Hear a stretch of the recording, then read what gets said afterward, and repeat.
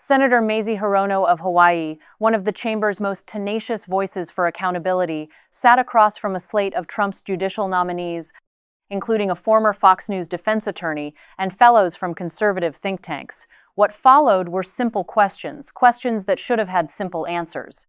But in Trump's Washington, even acknowledging who won an election has become an act of courage none of these nominees were willing to take. His, quote, unwavering commitment to accountability, transparency, and collaboration with law-abiding firearm owners and industry stakeholders, end of quote, without objection. This will be entered into the record. Senator Hirono. Thank you, Mr. Chairman. Welcome to all of our nominees, your families and friends.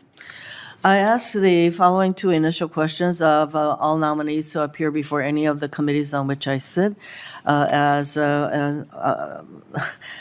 a way to determine fitness of the nominees to serve. So I will start with Mr. Cicada, and we'll just go right down the line with the responses to my two questions. Since you became a legal adult, have you ever made unwanted requests for sexual favors or committed any verbal or physical harassment or assault of a sexual nature? Good morning, ma'am. No, I have not. No, Senator. No, Senator, I have not. No, Senator. No, Senator.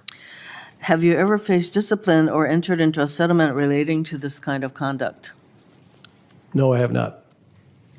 No, Senator. No, Senator. No, Senator.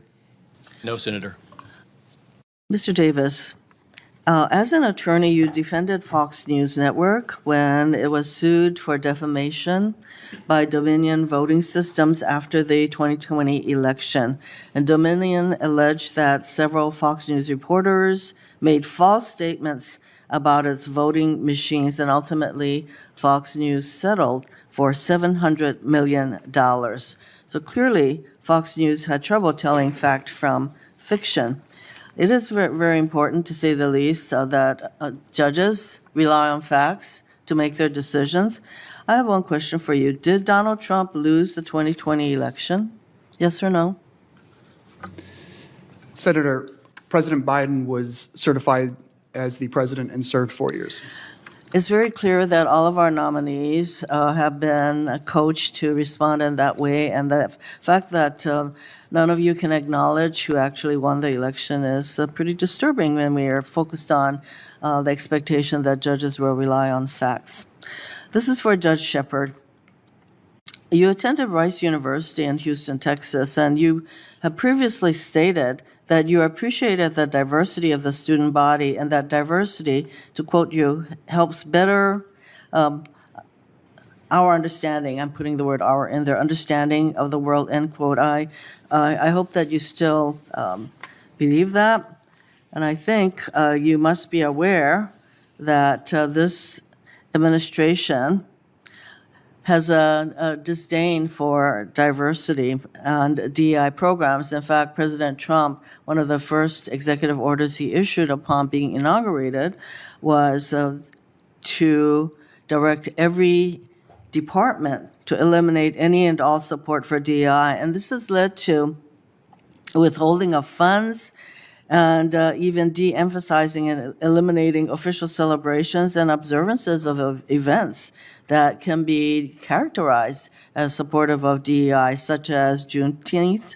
For example, the National Park has eliminated the fee-free days for Martin Luther King Jr. Day and Juneteenth, and replaced, incredibly, free day celebrating Donald Trump's birthday. You know, the anti-DEI sentiment of this regime, as I refer to it because of its authoritarianism, permeates this administration's priorities. So, frankly, any organization celebrating or supporting the diversity of our country is discouraged from doing so. So people are getting the message that that is not a good idea to do that, even if that is their desire.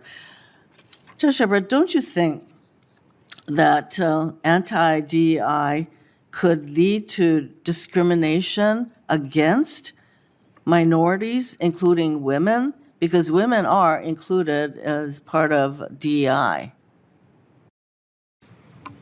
Senator, thank you for the question. The speech you're referring to was a discussion given to prospective college students, and the nature of those comments related to the benefit of going to a school, experiencing different people, the fact that we live in an era, there's a global economy, and it benefits you to experience diversity in all ranges, not simply race. As your question relates to any legal issues, as a sitting judge and a nominee to this position, I can't wade into matters of debate amongst Congress. Under the judicial canons, I cannot answer that question. I think that you still acknowledge that we live in a diverse country, and I would say that the anti-DEI sentiment definitely creates an environment where discrimination against minorities would happen. So that is disturbing. For Ms. St. John, you were formerly a fellow at the Independent Women's Forum, which had previously advocated for exceptions to the right to access contraception for women.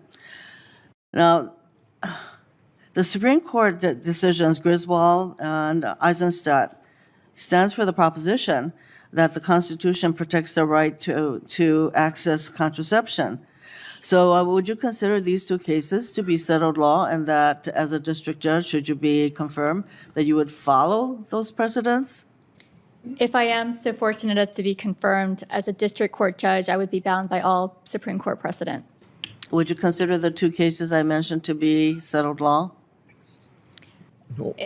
I would have to look and see whether they've been overturned, Senator. If they're binding law, I would apply them. No. That's a no. Senator Kennedy.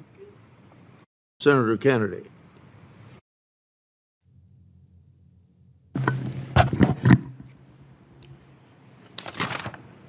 Senator Mazie Hirono, a woman who has asked every single nominee the same two baseline questions about sexual misconduct for years today, went further. She asked questions that any American civic student could answer, and she was met with silence, deflection, and what can only be described as rehearsed evasion. Mr. Davis, a man who sat in a courtroom and watched Fox News write a $787 million check for spreading lies about the 2020 election, could not bring himself to say, plainly and simply, that Donald Trump lost. Instead, he offered a carefully lawyered non-answer. President Biden was certified. That's not an acknowledgement of truth. That's a description of a bureaucratic process. And there is a profound difference between the two. If this man is confirmed to the federal bench, he will be asked to determine facts for the rest of his career. Today, he could not determine the most well-documented fact in modern American electoral history. And Senator Hirono was right to call it what it was coaching. These nominees did not arrive unprepared. They arrived overprepared, armed with talking points designed to say nothing while offending no one in the White House. That should concern every American, regardless of party, because the judiciary is supposed to be the one branch of government that answers to the Constitution, not to a president's ego.